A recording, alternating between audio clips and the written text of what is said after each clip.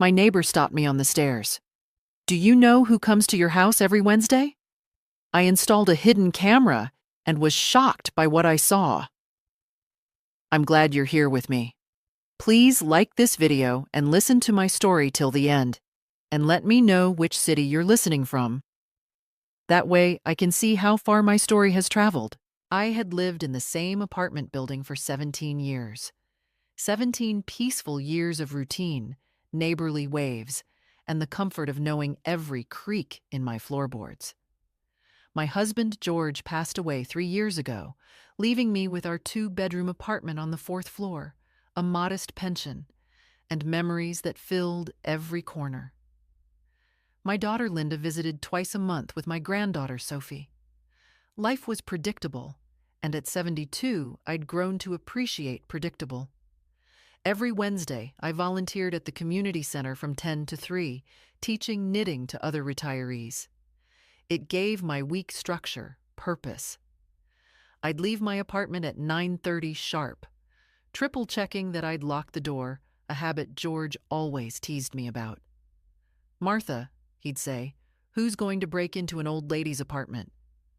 I'd laugh, but I still checked that lock 3 times. The first strange thing happened in late September. I came home from volunteering to find my kitchen faucet dripping. Odd, because I always made sure it was tightly closed before leaving. I'm particular about these things. Water bills don't pay themselves. I dismissed it, blaming my aging memory. Maybe I'd been distracted that morning. The second incident was harder to ignore. I kept my late mother's silver bracelet in my jewelry box, wrapped in the blue velvet pouch she'd given me 40 years ago. One Thursday evening, reaching for my reading glasses, I noticed the bracelet was outside the pouch, lying flat on my dresser. My heart stuttered. I lived alone. I was certain, absolutely certain, I'd put it away properly after wearing it to Linda's birthday dinner the previous weekend. I stood there, gripping the dresser edge, my mind racing through impossible explanations. Had I taken it out and forgotten? Was I losing my mind? The thought terrified me more than any intruder.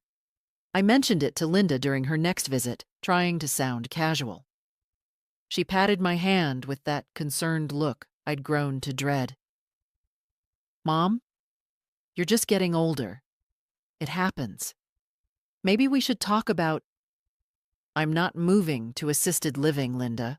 She didn't bring it up again, but I saw the worry in her eyes. Then came that Wednesday in early October. I was returning from volunteering, my canvas bag heavy with yarn donations, when my neighbor, Mrs. Chen, stopped me on the 3rd floor landing. Eleanor Chen had lived below me for 8 years. We weren't close friends, but we'd share pleasantries, complain about the building's heating, exchange cookies during holidays. That day, her expression was different. Worried. Uncomfortable. "Martha," she said, gripping my arm with surprising strength for her small frame. "Are you aware of who comes into your apartment every Wednesday?" The hallway seemed to tilt. My canvas bag slipped from my shoulder, yarn balls bouncing down the stairs. "What do you mean? Nobody comes into my apartment." Eleanor's dark eyes searched my face. "Every Wednesday, around 11. I hear footsteps above me, voices. I thought maybe you'd given someone a key. A cleaning service? But then today, I saw you leaving at 9:30, like always. And 20 minutes later, I heard it again. The same sounds. My mouth went dry. Footsteps. You're certain?" "I know what an empty apartment sounds like, Martha. And I know what footsteps sound like. Someone's been going in there while you're gone." I wanted to argue, to find a logical explanation, but my mind kept returning to the dripping faucet, the displaced bracelet. How many other small things had I noticed and dismissed? The kitchen chair that seemed moved. The closet door left slightly ajar. The faint smell of unfamiliar perfume I'd convinced myself was drifting from another apartment. Every Wednesday, I repeated, my voice barely a whisper. Eleanor nodded gravely. For at least the past month, maybe longer. I wasn't sure if I should say anything. I didn't want to alarm you if it was just someone you knew. But I knew nobody. I'd given no one a key. Not even Linda had one anymore. She'd lost hers years ago and never replaced it. Standing in that stairwell, watching Eleanor's concerned face, I felt something cold settle in my chest. Someone had been entering my home every Wednesday. While I taught elderly women how to pearl stitch and make tea cozies, someone was walking through my private space, touching my things, invading the sanctuary I'd built after George's death. Who and why? What did they want? I needed to know. I needed proof. That night, I couldn't sleep. I lay in my bed, staring at the ceiling, listening to every sound. Every creak became footsteps. Every distant voice became an intruder. The apartment that had sheltered me for 17 years suddenly felt foreign, violated. At 3 a.m, I got up and began searching. Really searching. I started with my jewelry box, taking inventory of every piece. Mother's silver bracelet, present. Grandmother's cameo brooch, present. My wedding ring set, the pearl earrings George bought for our 30th anniversary, the simple gold chain Linda gave me for Christmas. Everything seemed accounted for. So if they weren't stealing jewelry, what were they taking? I moved to my desk drawer where I kept important documents. Birth certificate, marriage license, George's death certificate, my will, bank statements. I rifled through them with trembling fingers, trying to remember their original order. Had someone photographed these? Copied them? The thought made my skin crawl. The kitchen next. I opened cabinets, examined shelves. My grandmother's china, service for 12, sat undisturbed. The silver flatware George and I received as wedding gifts remained in its velvet-lined box. Valuable items, yet untouched. What kind of thief ignored valuables? Then I noticed the flour canister. I kept emergency cash there, George's idea, always worried about banks. $200 in 20s, rubber banded and tucked beneath the flour. I pulled it out with shaking hands and counted. $160. $40 was missing. I counted again and again. Only $160. They weren't just entering my home, they were stealing from me. Small amounts, easy to miss, easy to dismiss as my own forgetfulness. How long had this been going on? How much had they taken before I noticed? I sank into a kitchen chair, the money clutched in my flour-dusted hands. The violation felt complete. Someone was treating my home like their personal bank, my privacy like something worthless. And I'd been completely unaware, going about my Wednesdays while strangers rifled through my life. Fear washed over me in waves. Who were these people? How did they get in? Did they have a key? Had they made a copy somehow? Were they watching me, knowing my schedule, timing their intrusions perfectly? I thought about calling Linda, but I could already hear her response. Mom, are you sure? Maybe you spent that money and forgot. Maybe you miscounted. Let me call Dr. Patterson, get you checked out. She'd use this as ammunition for her assisted living campaign, proof that I couldn't manage on my own. I thought about calling the police. But what would I tell them? That I was missing $40 and my faucet dripped? That my neighbor heard footsteps and I sometimes found things moved? They'd pat my hand just like Linda did, treat me like a confused old woman imagining things. Number 1, I needed proof. Real, undeniable proof. I needed to see their faces. The idea came to me as dawn broke over the city, pale light filtering through my kitchen curtains. A hidden camera. One of those small ones I'd seen advertised online, the kind people use to watch their pets or check on babysitters. I'd set it up. aimed at my front door from inside the apartment. Let it record next Wednesday while I was gone. Then I'd know. I'd have evidence. Faces, voices, actions. The police couldn't dismiss video footage.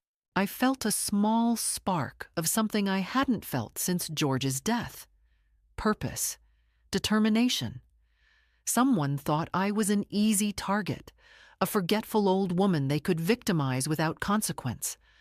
They thought I wouldn't notice, wouldn't care, wouldn't fight back. They were wrong. I waited until 9 that morning when the electronics store opened. My hands were steady as I dressed, pulled on my coat, grabbed my purse. I took the bus downtown, found the store, and approached a young man with a name tag, reading Trevor. I need a hidden camera, I told him. Something small with good quality video, battery-powered or that can run all day, and it needs to be simple. I'm not good with complicated technology.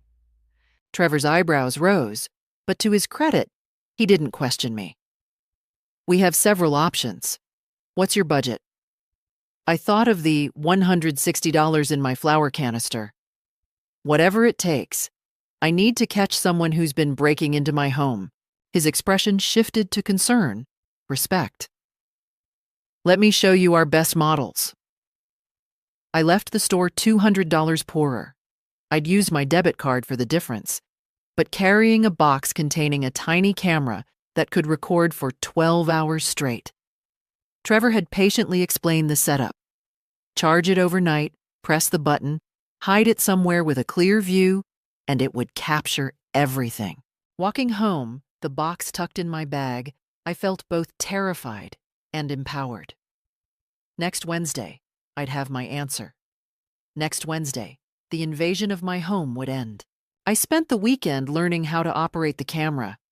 Trevor had been patient, but I was 72, and technology didn't come naturally. I charged it fully, practiced pressing the record button, tested different hiding spots in my living room. Finally, I settled on the bookshelf beside my front door, tucking it behind a row of George's old mystery novels, lens pointed toward the entrance.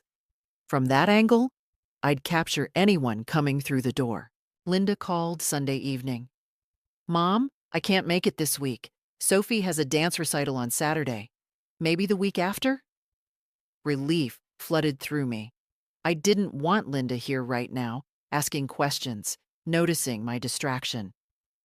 Of course, sweetheart. Send me photos of the recital. Tuesday night, I barely slept.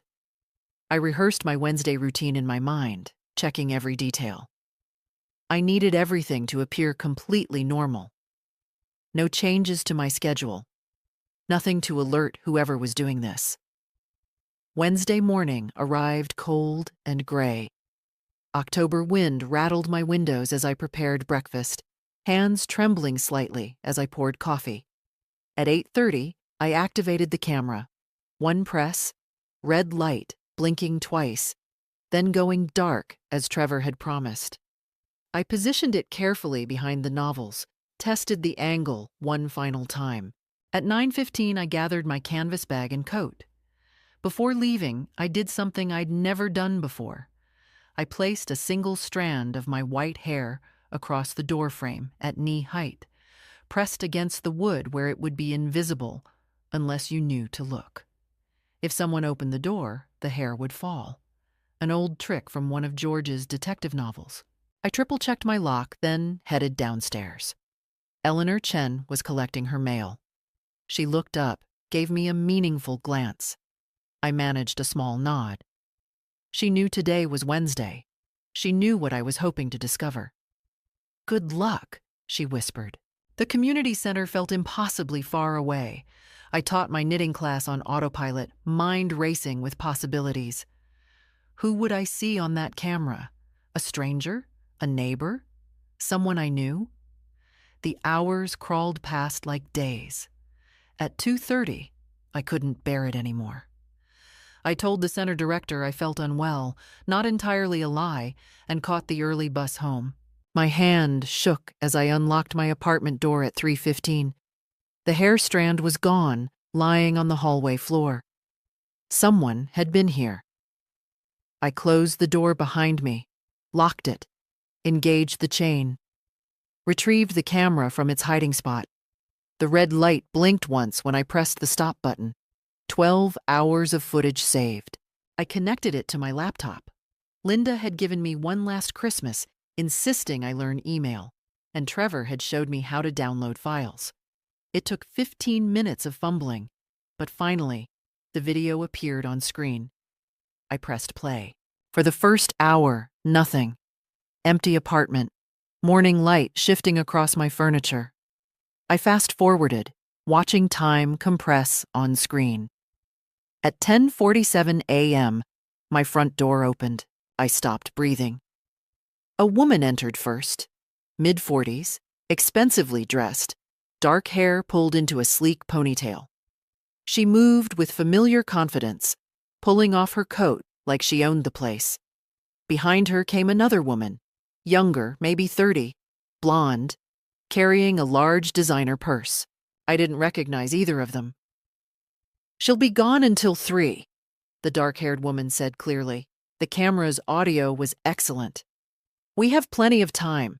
The blonde woman laughed, actually laughed, as she walked into my kitchen. "I still can't believe she has no idea. How long has it been now?" 6 months, the first woman replied. Maybe longer. Hard to keep track. 6 months. They'd been violating my home for 6 months. I watched, horror mounting, as they moved through my apartment like it was theirs. The dark-haired woman opened my refrigerator, took out orange juice, poured herself a glass. The blonde settled onto my couch, George's favorite spot, and kicked off her expensive shoes. "Did you bring the checkbook?" the dark-haired woman asked. The blonde pulled something from her purse. My checkbook, the one I kept in my desk drawer. "Just one check today," the dark-haired woman said. "We can't be greedy. Small amounts, like always." She's already questioning her memory. We push too hard, she might actually investigate. The blonde woman, writing in my checkbook, forging my signature, looked up with a smirk. "Martha's too old and confused to investigate anything. Linda says she's getting worse every week. Another few months, and she'll be in a facility anyway, Linda says." The words hit me like a physical blow. I paused the video, staring at the frozen image of these strangers in my home, discussing my daughter. How did they know Linda? What did they mean? Linda says. My chest tightened. My hands went cold. I forced myself to resume the video. I watched the entire video 3 times. Each viewing revealed new violations. They'd gone through my mail, photographed documents, taken cash from my desk, not just the flour canister. The blonde had tried on my mother's bracelet, laughing about how vintage it looked. They'd eaten my food, used my bathroom, sat on my furniture discussing their next moves like strategists planning a campaign against me. A 72-year-old widow they'd dismissed as senile. The worst part came near the end. The dark-haired woman, standing at my window overlooking the street, said, "Linda's pushing for the memory evaluation next month. Once the doctor confirms dementia, we'll have her declared incompetent. Then Linda gets power of attorney, and this apartment becomes much easier to access." Dementia, power of attorney. Linda. My own daughter was part of this. I spent that evening in a fog of betrayal and fury.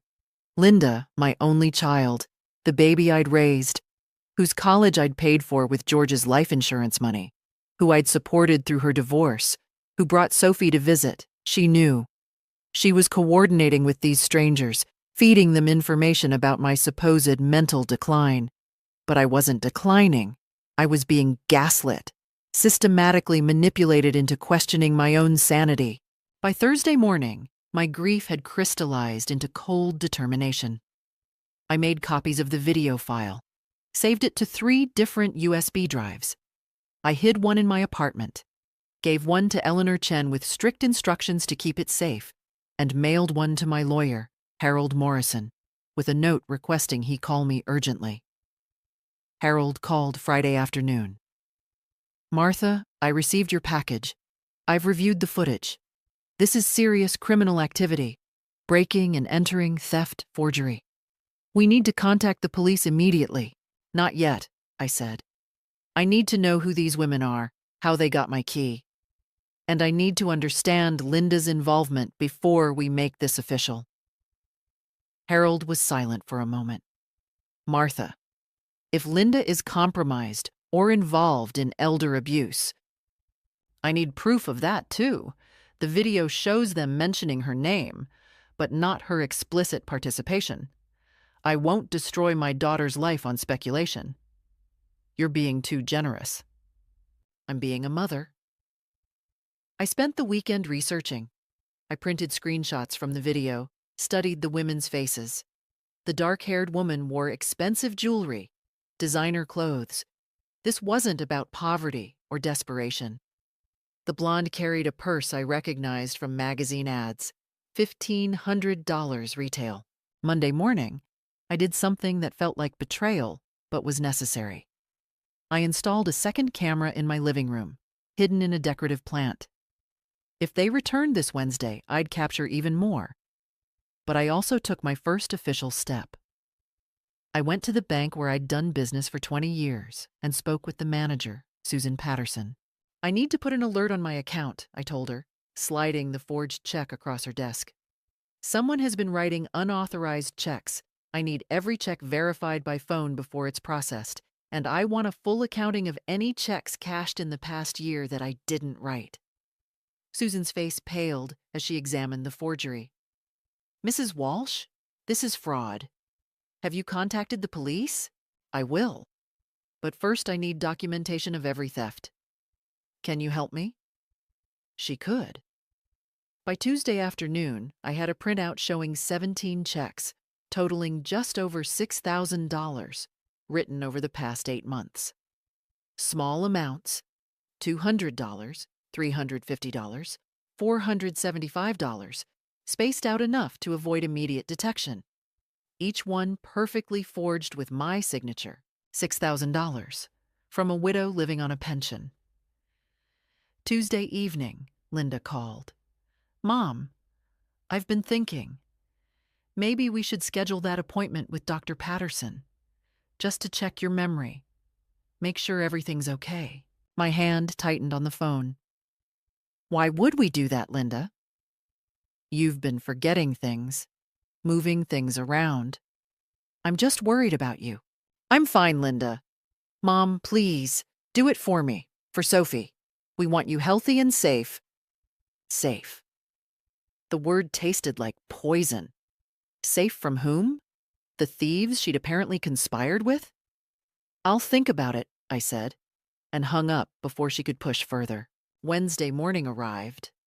I activated both cameras, placed my hair strand across the door, and left for the community center at exactly 9:30. But I didn't go to the center. Instead, I sat in a coffee shop 3 blocks from my apartment building, my phone in my hand, Eleanor Chen on speed dial.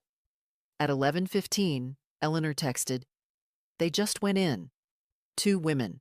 My heart hammered. They'd returned, confident in their routine, certain of my absence. But this Wednesday was different.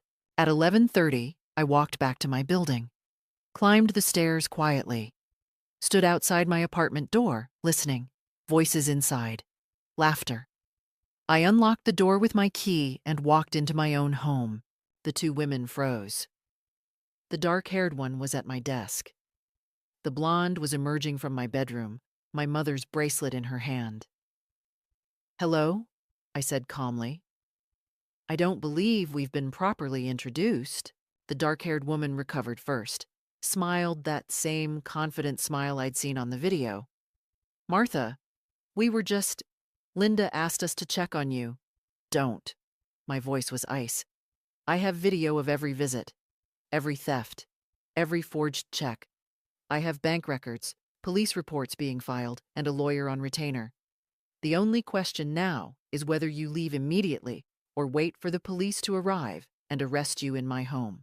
The blonde woman's face drained of color. The bracelet slipped from her fingers. Now get out of my apartment, I continued, and tell Linda, tell my daughter, that her scheme has failed. They scrambled for the door, grabbing coats and purses. But the dark-haired woman stopped in the doorway, her pleasant mask finally dropping. "You have no idea what you're doing, Martha. Linda has been planning this for over a year. You're going to look like a paranoid old woman making accusations against people trying to help you. Who do you think they'll believe? Get out." They left. I closed the door, engaged every lock, and sank onto my couch, shaking violently. I'd done it, confronted them. But the dark-haired woman's threat echoed in my mind. Who would believe me? A 72-year-old widow against her own daughter. I needed 3 days to recover from that confrontation. 3 days where I jumped at every sound, checked my locks obsessively, barely ate. Eleanor brought me soup and sat with me while I cried, not from fear, but from the devastating betrayal of realizing my daughter had orchestrated this. On the 4th day after the confrontation, Linda called. I stared at her name on my phone screen for 3 rings before answering. "Mom, we need to talk." Her voice was soft, concerned. The same voice that had comforted me after George's death, that had read bedtime stories to Sophie. "I heard you had some visitors? Some confusion about people being in your apartment?" There was no confusion, Linda. Silence. Then, "Mom, Denise and Patricia were doing me a favor. I asked them to check on you while I couldn't visit. I was worried about you being alone. Denise and Patricia." So now I had names for my tormentors. The women who've been stealing from me for 8 months? Who forged my checks? Who you've been feeding information about my supposed mental decline? That's not. Mom, you're not understanding the situation. They're friends trying to help. If you found money missing, you probably just forgot where you put it. This is exactly what I've been worried about. The gaslighting was masterful. Calm, reasonable, turning my reality into delusion. A month ago, it might have worked. I might have doubted myself, questioned my perceptions. But I had video evidence now. Linda, I have security footage of them in my apartment. I have bank records of forged checks. I've already filed a police report. The only question is whether your name appears in that report. Another silence. Longer this time. When Linda spoke again, her voice had changed. Harder, colder. "You filed a police report against my friends? Mom, do you understand what you've done? Denise is a lawyer. Patricia's husband is a judge. You're accusing respected professionals of theft based on what? Your paranoia? Based on evidence. Evidence that will make you look unstable. An elderly woman seeing conspiracies accusing innocent people. This is exactly why we need that medical evaluation, Mom. Before you do something that can't be undone." There it was. The threat wrapped in concern. Submit to the evaluation they'd declare would show dementia, or be painted as a delusional old woman harassing respected citizens. "I'm not taking any evaluation, Linda, and I'm not dropping the charges." "Then you're making a serious mistake." Linda's mask had fully slipped now. "Denise and Patricia will sue you for defamation. They'll prove you're mentally incompetent. They'll take this apartment, your savings, everything, and I won't be able to protect you." "Protect me? You orchestrated this." "I tried to help you transition to care gracefully. You're too stubborn to see you can't manage alone anymore. This apartment is too much for you. The money from selling it could give you a beautiful assisted living situation." Quote, "This is my home, Linda. It's a prison keeping you stuck in the past. Dad's gone, Mom. He's been gone 3 years. You're alone in this apartment, talking to his memory, refusing to move forward. I was trying to help you see that you need more support than I can give. But now you've turned a compassionate intervention into a criminal case." My hand gripped the phone so tightly, my knuckles went white. "Get out of my life, Linda. And tell your friends they'll be hearing from my lawyer." I hung up before she could respond. Then I sat on my couch and cried for the daughter I'd lost. Not to death, but to greed and manipulation. Eleanor found me there an hour later. I'd given her a key after the confrontation, unable to bear being completely alone. She sat beside me, held my hand while I explained everything. The phone call, Linda's threats, the realization that my only child had orchestrated my victimization. "You need more than a lawyer," Eleanor said finally. "You need support. People who'll stand with you, verify your mental competence, witness your strength. I have you. You need more than one elderly neighbor." Eleanor pulled out her phone. "My son is a social worker specializing in elder abuse. My daughter-in-law is a gerontologist. Let me call them. Let me bring in people who understand these situations, who can document that you're clear-headed and capable." I wanted to refuse, to insist I could handle this alone, but pride wouldn't protect me from Linda's machinations. "Okay," I whispered. By the weekend, Eleanor's son David had visited my apartment, interviewed me for 2 hours, reviewed my evidence. He was professional, thorough, and most importantly, he believed me. "Mrs. Walsh, what you're describing is textbook financial exploitation combined with psychological manipulation," he said, sitting across from me at my kitchen table. "Your daughter and her associates were systematically gaslighting you to facilitate theft and set up a conservatorship grab. You did exactly the right thing documenting everything. Will it be enough? Linda says her friends will paint me as paranoid." David smiled grimly. "Your video evidence, bank records, and my professional evaluation will counter that narrative. But I want to bring in Dr. Sarah Kim, my wife, the gerontologist. She can conduct a full cognitive assessment, document your mental competency. It'll remove any question about your ability to make decisions." "When?" "Tomorrow, if you're willing." I was willing. Dr. Kim arrived Sunday afternoon, a calm, efficient woman in her 40s who spent 3 hours putting me through memory tests, problem-solving exercises, questions about current events and personal history. She was patient, never condescending, treating me like an intelligent adult rather than a confused child. Monday morning, David called. "Dr. Kim's evaluation is complete. Mrs. Walsh, you scored above average for your age group on every metric. Your memory is sharp, your reasoning is sound, and there's zero indication of cognitive decline. She's writing a formal report that will stand up in any legal proceeding."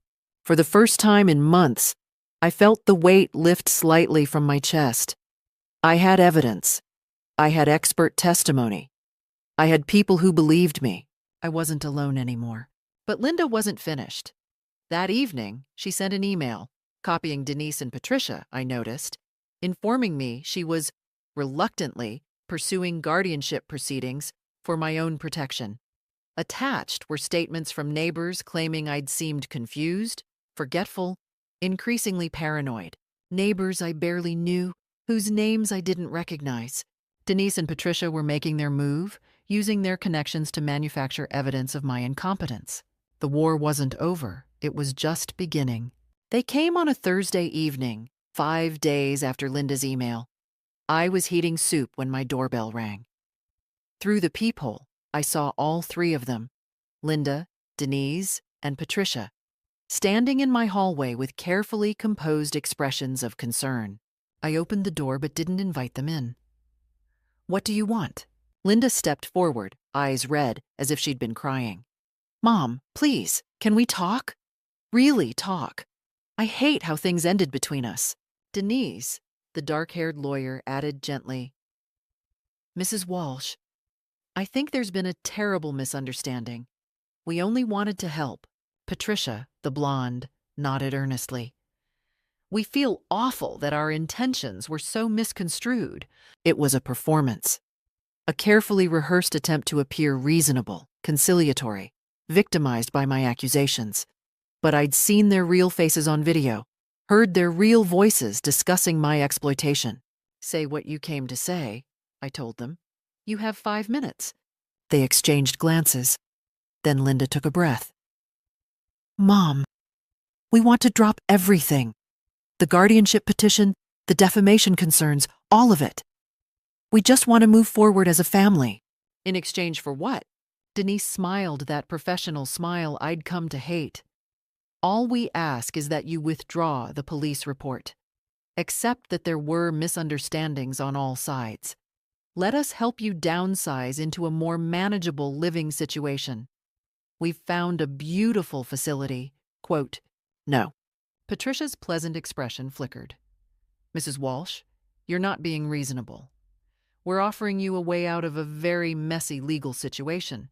Do you understand what will happen if we proceed? The discovery process alone will be invasive.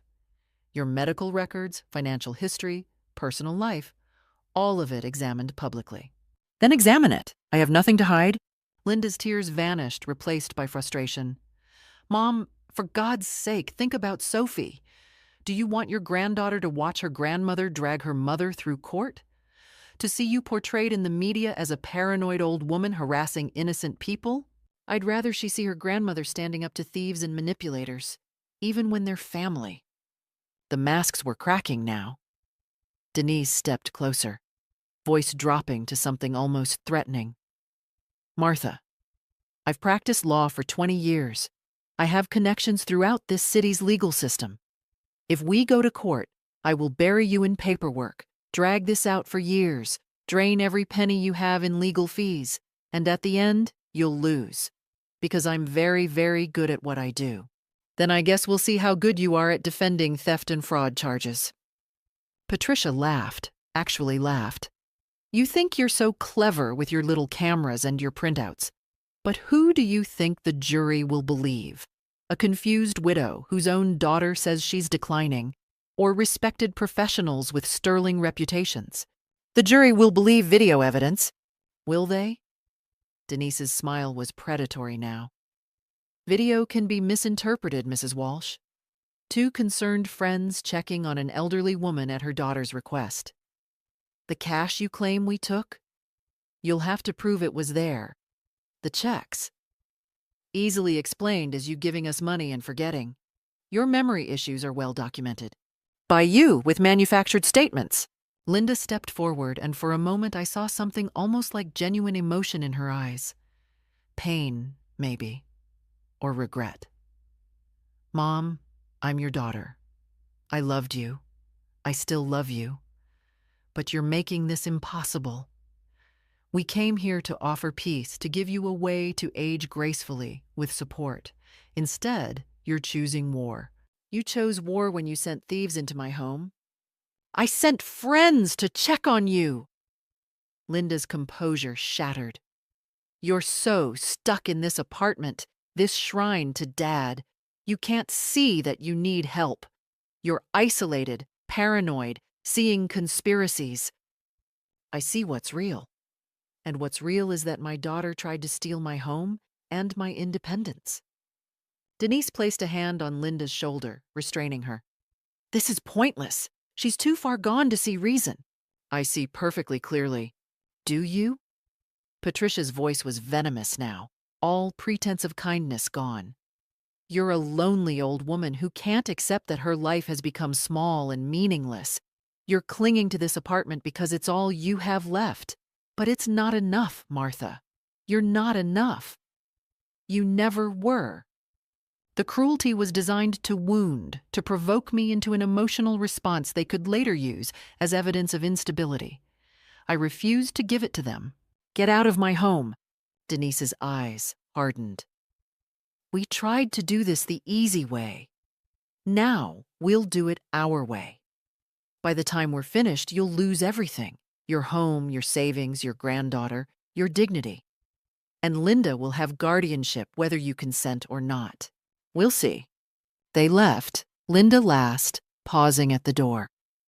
I'm sorry, Mom. I really am sorry it came to this. So am I. The door closed behind them. I engaged all 3 locks, then leaned against the door, my hands shaking. Not from fear, from fury. They'd come to intimidate me, to break my resolve with threats and manipulation. Instead, they'd shown me exactly who they were. And they'd done it on camera. I'd installed a new one after the confrontation, hidden in my hallway clock. Every word, every threat, every admission, all documented. I allowed myself one moment of fear, feeling the weight of what I was fighting. Then I let that fear transform into steel-hard determination. They wanted war? They'd get it. The hearing for emergency guardianship took place 3 weeks later in a sterile courtroom that smelled of furniture polish and old anxiety. Linda sat with Denise and Patricia at one table, flanked by 2 additional lawyers Denise had brought. I sat at another with Harold Morrison and David Chen, Eleanor's social worker son who'd agreed to testify. Judge Catherine Bradford presided, a stern woman in her 60s who'd reviewed all preliminary filings. She looked tired, probably from seeing too many of these cases. Families fighting over elderly relatives, money disguised as concern. Denise stood to present their case. She was polished, professional, sympathetic. Your Honor, this is a heartbreaking situation. Mrs. Linda Porter is here seeking emergency guardianship of her mother, Martha Walsh, who has demonstrated increasing signs of dementia and paranoid delusions. Mrs. Walsh has made serious accusations against respected members of our community, including myself and Mrs. Patricia Henderson.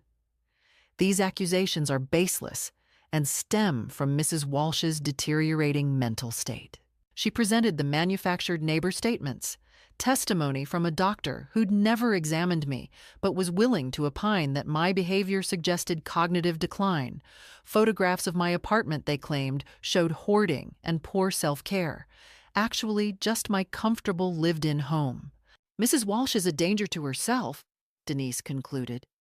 She lives alone, refuses help, and is now engaging in paranoid behavior that could lead to her harming others through false accusations. Her daughter, who loves her dearly, is requesting guardianship to ensure Mrs. Walsh receives appropriate care. Linda took the stand, crying genuine tears. Your Honor, my mother was an amazing woman, sharp, independent, strong. But since my father died 3 years ago, I've watched her decline. She forgets things, moves items, and can't remember doing it, becomes confused about events. I asked my friends Denise and Patricia to check on her while I was busy with my daughter. Instead of appreciating the help, Mom accused them of breaking in, stealing. None of it makes sense. Does your mother have a history of paranoia? Judge Bradford asked. No, Your Honor. This is new. That's what makes it so frightening. She's not the woman who raised me anymore. Patricia testified next, describing how she and Denise had volunteered to check on me, only to be accused of theft and harassment. We were trying to help a vulnerable woman. Instead, we've been dragged into legal proceedings and accused of crimes we never committed. It's been devastating. The performance was flawless. If I hadn't known the truth, I might have believed it myself. Judge Bradford looked sympathetic and my stomach dropped. Then Harold Morrison stood. Your Honor, if I may present our evidence. He began with Dr. Sarah Kim's cognitive evaluation, comprehensive and recent, showing no signs of dementia or cognitive impairment. Judge Bradford read it carefully, her expression shifting slightly. The court is aware Mrs. Walsh underwent this evaluation after these proceedings began? She asked. Yes, Your Honor. Because she was accused of incompetence, she sought professional verification of her mental state. Dr. Kim is prepared to testify if needed. Continue. Harold presented the bank records next.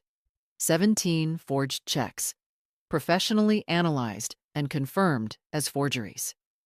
Your Honor, Mrs. Walsh maintains meticulous financial records. These checks were written without her knowledge or consent over an 8-month period, Denise objected. There's no proof my clients wrote those checks.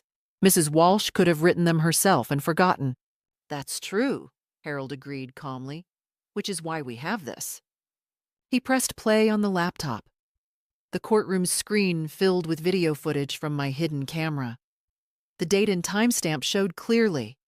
A Wednesday morning, 6 weeks ago. The court watched in silence as Denise and Patricia entered my apartment, talked casually about my absence, and, most damningly, discussed forging checks. Small amounts, like always. Denise's voice came through crystal clear. She's already questioning her memory. We push too hard, she might actually investigate. Patricia on screen, writing in my checkbook. Martha's too old and confused to investigate anything.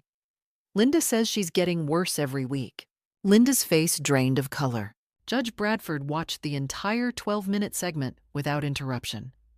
When it ended, she looked at Denise with an expression that could freeze fire. "Counselor, you entered Mrs. Walsh's home without permission?" Denise stood quickly, composure fracturing. "Your Honor, we had implied permission through Linda." "Did you forge checks in Mrs. Walsh's name?" "Those statements on the video were, 'We were joking. It was taken out of context.'" "Context?" Harold Morrison stood. "Your Honor, we have similar footage from 4 other Wednesdays, all showing the same pattern. We also have this."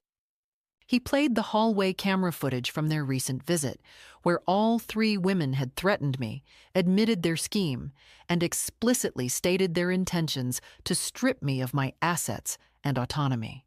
"You tried to do this the easy way. Now we'll do it our way," Denise's voice echoed through the courtroom. "By the time we're finished, you'll lose everything." Patricia on screen. "You're a lonely old woman who can't accept that her life has become small and meaningless." Linda, crying. "I'm sorry, Mom. I really am sorry it came to this." Judge Bradford's face had gone from stern to furious. "Mrs. Porter, did you coordinate with these women to enter your mother's home without her knowledge?" Linda was crying again, but these tears were panic. I just wanted to help her. The apartment was too much for her alone. I thought if we could just—" "Answer the question. Did you coordinate this?" "Yes," whispered, broken. "Ms. Reed, Mrs. Henderson, you are both in contempt of this court for presenting false testimony. I'm referring this matter to the District Attorney for criminal prosecution. Breaking and entering, theft, forgery, and conspiracy to commit fraud." Denise found her voice. "Your Honor, my reputation. I'm an attorney." "You were an attorney. I'll be recommending your disbarment." Patricia stood shakily. "Please, my husband is a judge." "Your husband will be informed of these proceedings. Bailiff, escort these women from my courtroom." The bailiff moved forward. Denise and Patricia were led out, both stunned into silence. Linda remained seated, staring at her hands. Judge Bradford turned to me.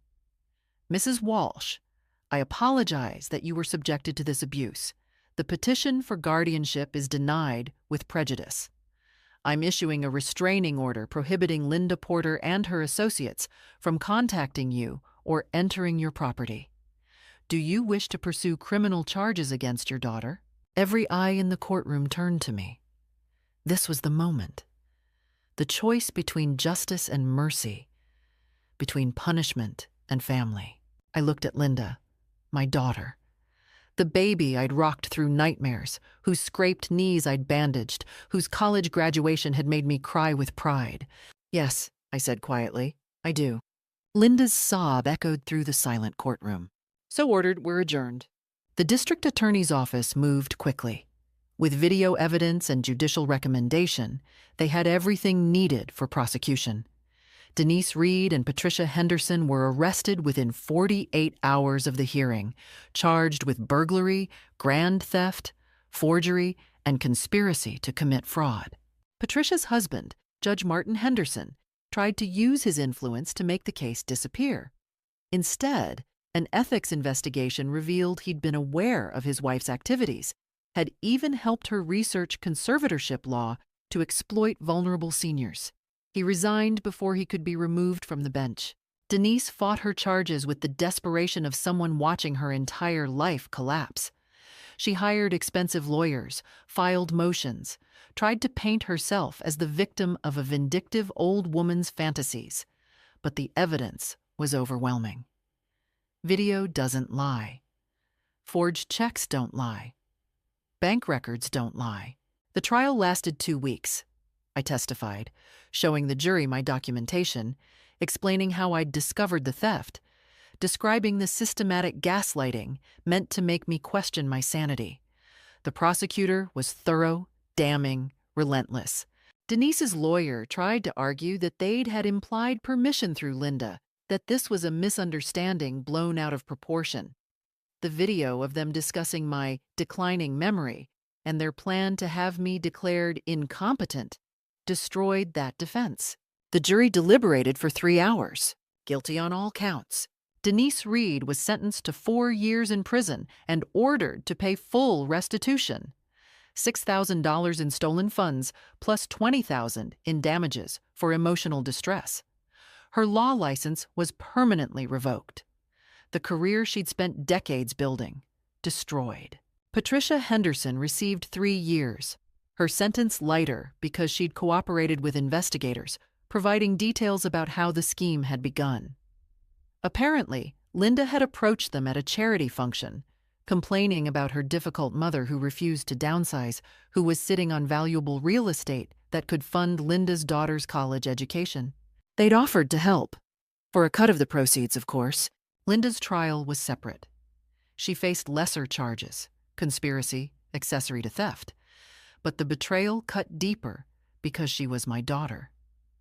The prosecutor offered her a plea deal, 18 months probation, community service, mandatory counseling, and full restitution of her share of stolen funds.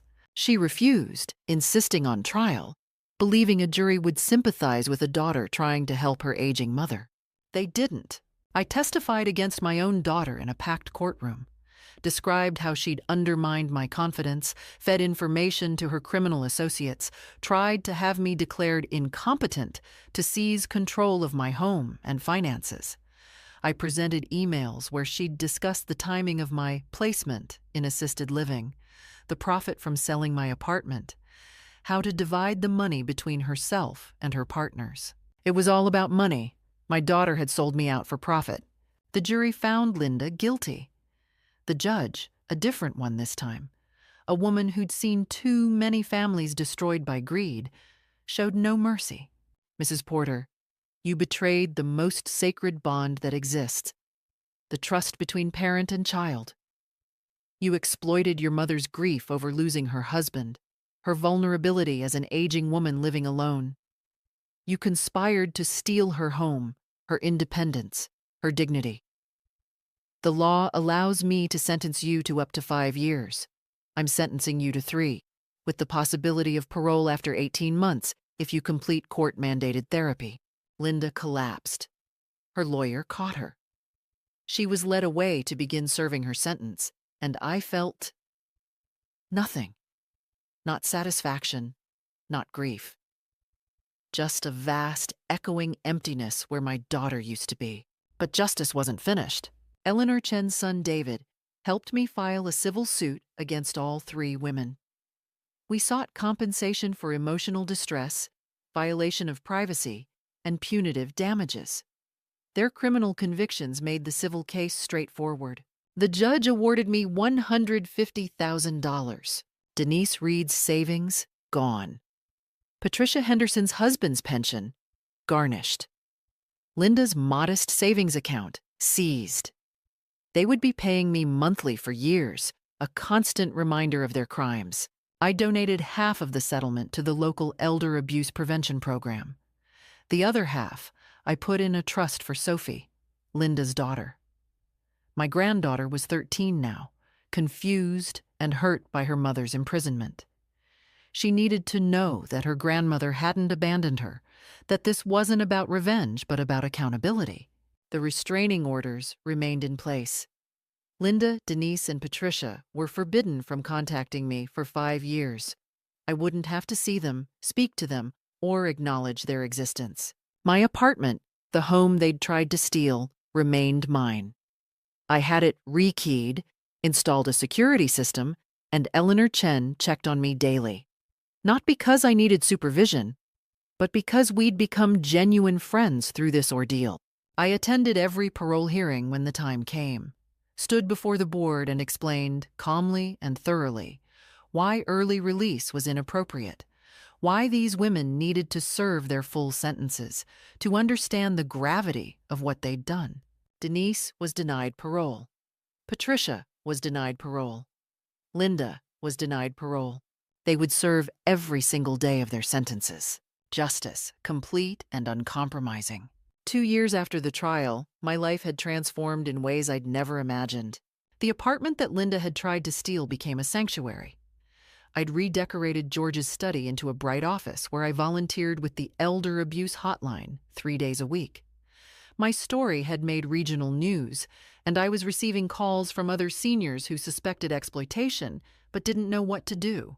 David Chen and I developed a workshop called Protecting Your Independence that we taught monthly. I wasn't just a victim anymore. I was an advocate. Eleanor Chen and I took watercolor painting classes, joined a book club, traveled to Boston. At 74, I had more friends and social activities than I'd had in decades. Sophie, my granddaughter, visited once a month with her father Frank, who'd been horrified by his ex-wife's crimes. She was 15 now, thoughtful and kind. "Grandma, do you hate Mom?" she asked me once. "I hate what she did, but I'm just sad that she chose greed over love. She writes me letters from prison. You can love your mother and still know what she did was wrong."